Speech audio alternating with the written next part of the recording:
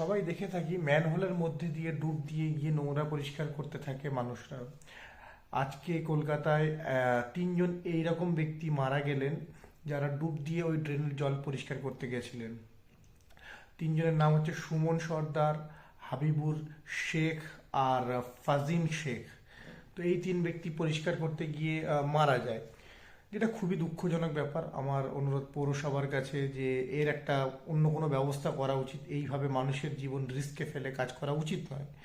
সেই সঙ্গে আমার মাথায় একটা খেয়াল এলো যে যে সমস্ত ফেমিনিস্ট মামুনিরা চেঁচামেচি করে অগ্রাধিকার আর ইকুয়ালিটি অ্যান্ড আরও কী সব জিনিস নিয়ে, তো আমি একটা কথা বলবো, ইকুয়ালিটির থেকে বড় জিনিস হচ্ছে রিয়ালিটি। রিয়ালিটিতে ফিরে এসো। মানে প্রকৃতি আমাদের কিন্তু একরকম বানায়নি, ঠিক আছে? দুজনের বডির স্ট্রাকচার দুরকম, দুজনের স্ট্রেংথ দুরকম, তো দুজনের কাজও দুরকম হবে।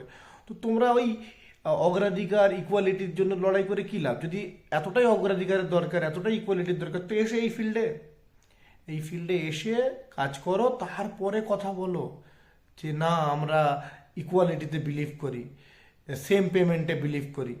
কাজ করো, সেম কাজ করো, সেম পেমেন্ট নিয়ে যাও। জেন্ডারের জন্য প্রাধান্য চাচ্ছ কেন তোমরা? তাহলে আমরা কি চেয়ে বসে আছি? এখন প্রচুর ছেলে আছে যারা রান্না শিখে নিচ্ছে, যারা নিজের কাজ নিজে শিখে নিচ্ছে। তোমরাও শেখো।